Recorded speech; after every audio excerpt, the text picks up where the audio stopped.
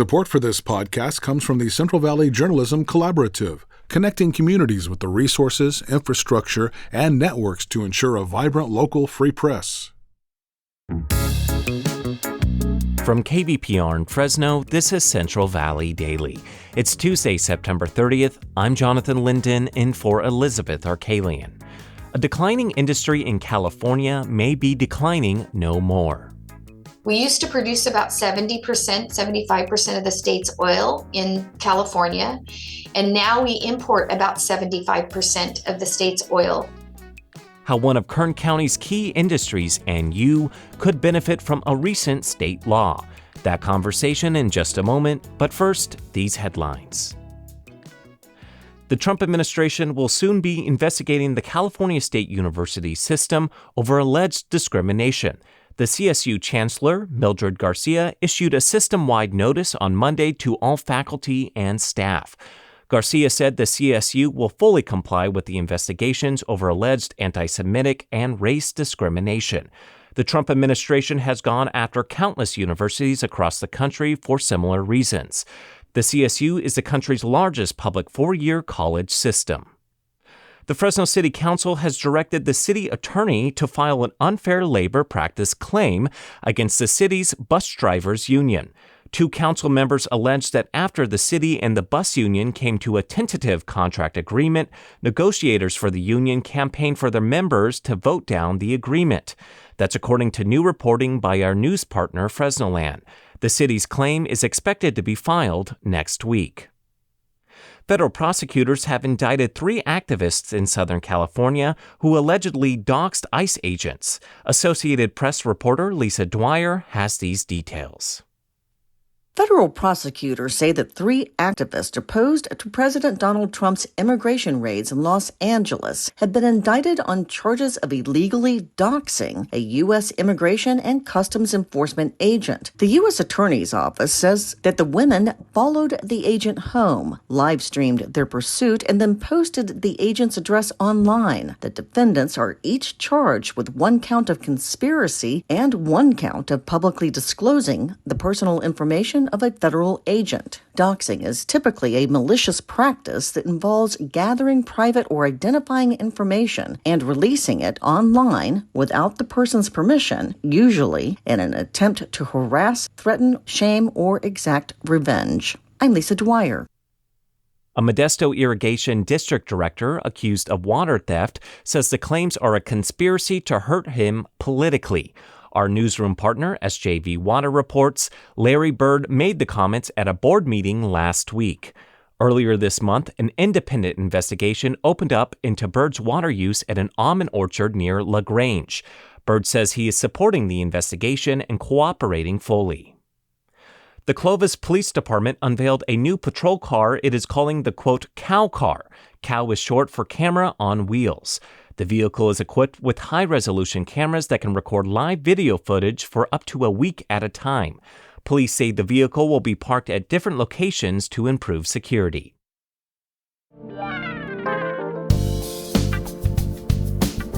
Support for Central Valley Daily comes from Body 20 in Fresno's Fig Garden Village, offering full-body electromuscle stimulation training sessions. It's a high-tech, time-efficient way to help preserve and rebuild lean muscle. Each 20-minute one-on-one session is guided by a certified coach using FDA-cleared technology. Body 20 accepts health savings account cards. More information available by searching the Fig Garden location at body20.com. And now to our main story. Chances are that in the last few days, you've had to fill up your gas tank like myself. And when you did, you probably didn't like the price you saw. And it's safe to say the California state legislators on both sides of the political aisle agree with you right now. That's partly why Governor Gavin Newsom recently signed Senate Bill 237 into law.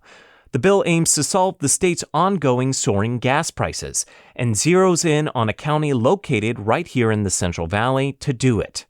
For over a century, Kern County has been the state's leading producer and supplier of crude oil for refineries. But in recent decades, the industry has faced tighter environmental regulations and a slow phase-out. All of that is now changing, at least for now. SB 237 will allow Kern County's oil industry to reboot with thousands of oil permits for the next decade. For more on how this could impact the local economy and your own bottom line, I spoke with Shannon Grove. She's a Republican state senator representing the 12th District. Grove's district represents parts of Bakersfield, Visalia, and the central southern Sierra. She has praised Newsom and Democrats for getting this bill across the finish line. Grove starts her conversation by explaining why Kern County is such a key region for the state's energy future. So even the 12th Senate District, which is Kern, Tulare, and Fresno, we're the top 3 food-producing counties in the world. And Kern County could be the top energy-producing county in basically the United States with the fields that we have here. They're extraordinarily large. There's a lot of resource there for us, meaning oil in the ground to be able to produce. We also are a county that has an extraordinary natural resources development person, Lorelei Oviatt, who is the planning director, who has come together to put together almost 60% of the state's solar and wind and 80% of the state's battery storage. And Wow. So we are a very diverse county when we look at what we're able to do. But the fields that we have here, they're long-standing and existing fields. They are away from most all populations. They're on the very east side of our, the west side of our county. And there are 80% of the oil in the state of California comes from these fields. Over the last few decades, oil production in Kern County has been a declining industry, but it has continued to be a major part of the county's economic output. How has the decline of oil production in Kern County impacted you all? It's a declining industry, not because we don't have the resource into the ground to provide for Californians. It's a declining industry because we haven't been able to get permits. When I was elected in 2010, we were getting anywhere from 2,500 to 3,000 permits a year. People were working, buying homes, buying cars. The economy was thriving. And then with the lack of permit issues because of the direction that was taken by the state, we got, I believe, just under 100 permits in the last 3 years for new well permits. So it's not that we don't have the resource to produce, it's that we did transition over that period of time, but we transitioned off of domestic energy to imported foreign oil. We used to produce about 70%, 75% of the state's oil here in California, not just in Kern County, but in California. And now we import about 75% of the state's oil. The issue with that is we bring that over to our ports on bunker fuel ships. So if you were going to if it's about carbon emissions and carbon and climate change, you would produce more carbon emissions bringing a bunker fuel ship full of oil to us that we use every day.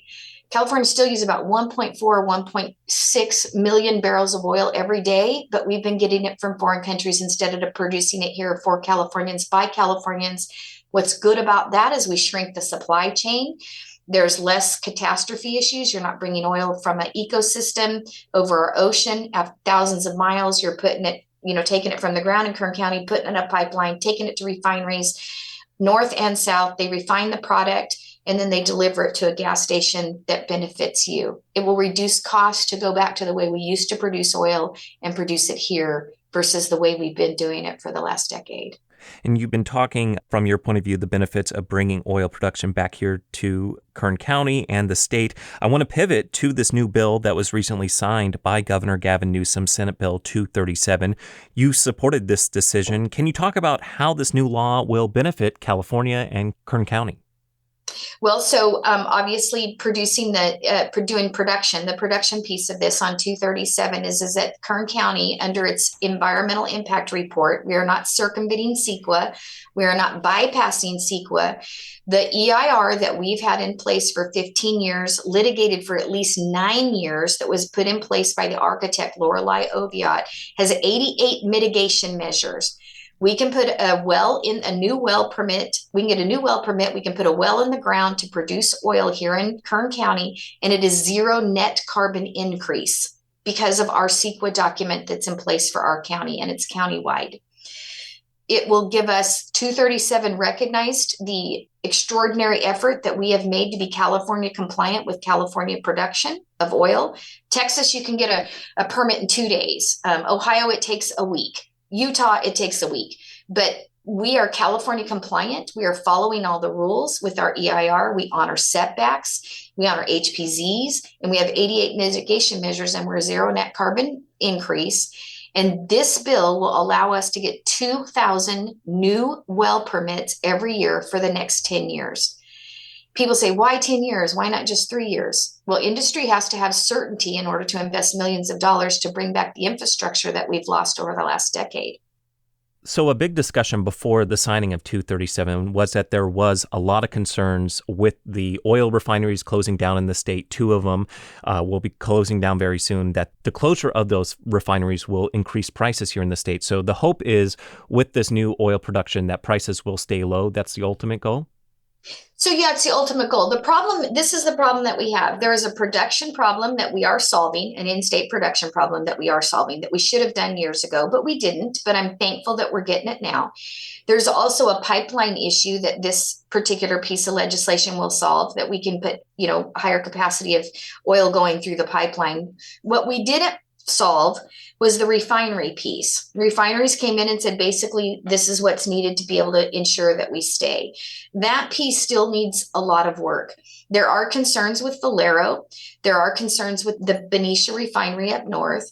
But, when you look at Benicia and that refinery up there, roughly it's $400 million in economic output to that community. It's probably $1.2 billion in wages that would benefit that area. So there are situations with that particular refinery up there that we have to address. I've been assured that they have a plan for that. I don't know what that plan is, but I'm hoping that that's something that we address this next year when we come back, because it is imperative that we keep those refineries open, running, and producing gasoline from the fuel that we send them in Kern County. Because if we don't have the refineries to change our crude oil to gasoline and deliver to the corner market, it's not the corner gas station. We haven't fulfilled the obligation that we have to stabilize the fuel prices. There's 3 components here. How do you balance, from your perspective, trying to be good stewards of our environment, but also trying to ensure that we're keeping up with our energy production needs? Like I said, this environmental impact report the EIR that we developed from Lorelei Oviatt, the architect of this, she's a CEQA expert. If you lined this document up, it's almost 40,000 pages. If you had it in 3-inch binders, it would be over 19 feet long. It has 88 mitigation measures. We are protecting the environment. We don't drill in HPZ zones. We honor setbacks. These fields, if you have never Googled, if anybody's listening to this podcast, Google Kern County oil fields. They are not decorated like a palm tree. They're not decorated like a building. They are massive fields, miles and miles and miles long, of nothing but thousands upon thousands of wells in these locations. This is what this area of the state is used for. It's what it's been used for 100 years. It has developed with new technology to be more carbon compliant over the years. A lot of it is electrified. We've got electrified drilling rigs coming in now. There's a lot of adjustments that have been done to make it more carbon compliant. And like I said, with this EIR, it's a zero net carbon increase. So for every well we drill, we're not producing carbon. We're doing it the right way. We're the energy experts. We are not the enemy. We're the energy experts, and we should be used for that. That was my conversation with State Senator Shannon Grove. We were discussing Senate Bill 237, which was recently signed into law by Governor Gavin Newsom. And that's today's show. Today's episode was produced by me, Jonathan Linden, and KVPR, with support from the Central Valley Journalism Collaborative. You can find the latest local news anytime at kvpr.org.